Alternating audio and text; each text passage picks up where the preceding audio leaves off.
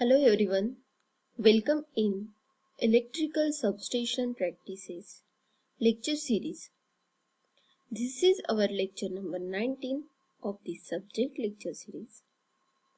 Today we are going to learn about the maintenance of 33 kV substations equipments.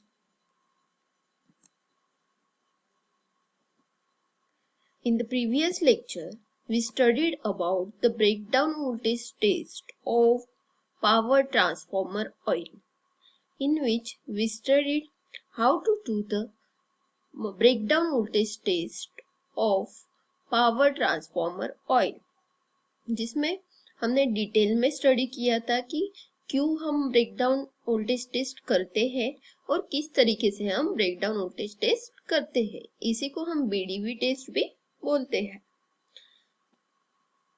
Now, in this lecture, we learn about the maintenance of 33 kV equipment.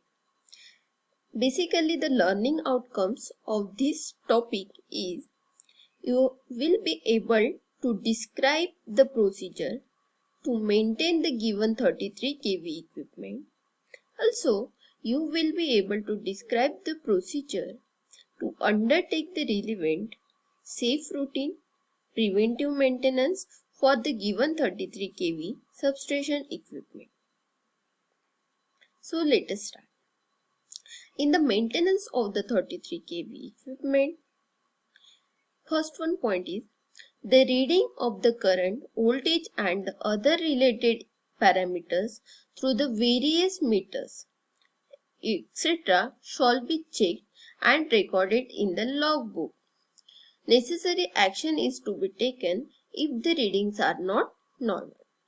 इसमें क्या करेंगे, maintenance में जो भी equipment लगे हुए हैं जैसे कि करंट, वोल्टेज या फिर अदर पैरामीटर मेजर करने के जो भी मीटर लगे हैं उनको रेगुलरली चेक करेंगे।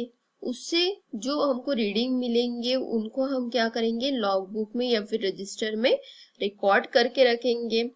अगर उसमें कोई हमको एबनॉर्मल ऑपरेशन दिख रहा है, कोई ये दिख रहा है, तो उसके ऊपर हम नेसेसरी एक्शन लेंगे। Next, maintenance of the lighting system. उसमें जो लाइटिंग सिस्टम लगे रहेंगे उसका मेंटेनेंस करना पड़ेगा। Inspection and the rectification of the terminations, that is check the lungs, thimbles, terminal points of the electrical panel, switches, starter, indicating lights, contactors, switch gears, etc.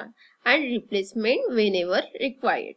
इसमें हम क्या करेंगे, इंस्पेक्शन करेंगे कि कहीं कुछ फॉल्ट तो नहीं आया है, अगर आया है तो उसको रेक्टिफाई करेंगे। ये सब जो दिए हुए जैसे कि उसमें switches, starter, indicating light, contacts वगैरह जो लगे हैं उन सब का क्या करेंगे, इंस्पेक्शन करेंगे।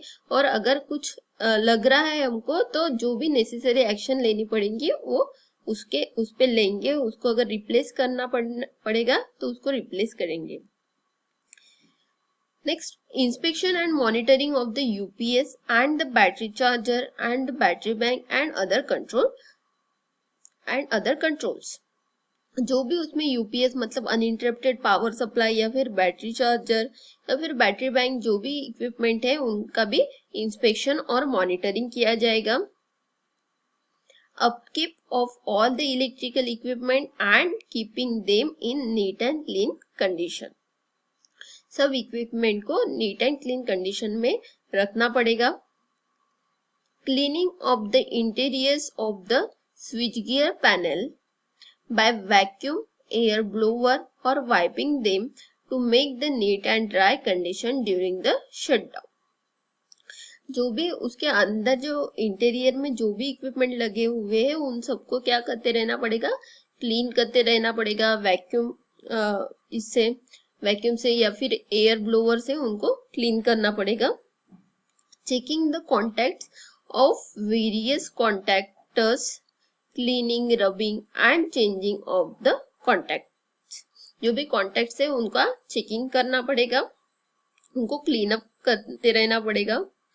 Checking the interlocking of the various equipment and trip circuit, the equipment should be checked.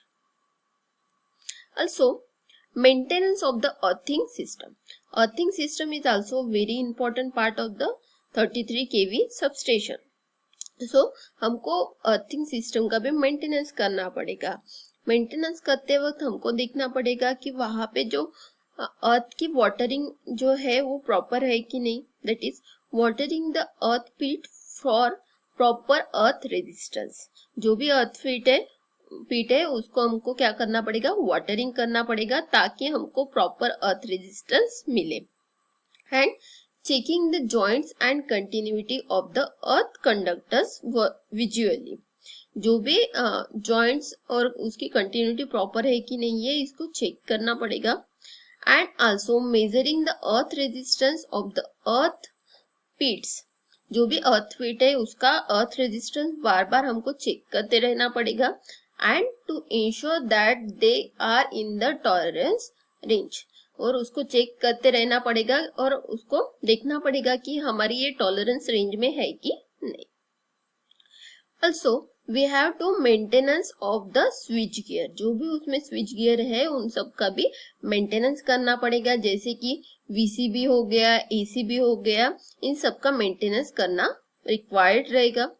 Also checking of all the circuit breakers connected with the switchgear panel and their operating mechanism, contacts, etc. and make them in a perfect condition. जो भी उसमें हमारे switch gear लगे हुए, जो भी circuit breaker लगे हुए हैं जो कि हमारे स्विच गियर पैनल से कनेक्टेड है, इन सबको हमको चेक करना पड़ेगा. अगर उसका मेंटेनेंस रिक्वायर है तो उसका मेंटेनेंस करना पड़ेगा और हमको देखना पड़ेगा कि ये हमारे परफेक्ट कंडीशन में है कि नहीं. Also, maintenance of all the electrical equipment including relays, transformer, capacitor bank, motors, etc. हमको जो अदर इलेक्ट्रिकल इक्विपमेंट जो कि लगे हुए हैं जैसे कि relay, transformer, capacitor bank and motor, इन सब का भी मेंटेनेंस करना पड़ेगा. Also, maintenance of cable trunches, cable ducts, etc. concerned with the power, control and the communication cabling of the system. Also, maintenance of the switchyard which include the cleaning of all the outdoor equipment like CT, PT, isolator, post insulator, etc. जो भी हमारे switch yard में जो भी equipment लगे हुए हैं जैसे कि करंट ट्रांसफॉर्मर हो गया, पोटेंशियल ट्रांसफॉर्मर हो गया, आइसोलेटर, इंसुलेटर, इन सब का भी मेंटेनेंस करना पड़ेगा. एंड जो भी कंडक्टर के कनेक्शंस है या फिर टाइटनेस, बोल्ट वगैरह टाइटनिंग है कि नहीं है, इन सबको भी हमको चेक करना पड़ेगा. The switch had to be maintained clean and other plant will be removed at the regular interval.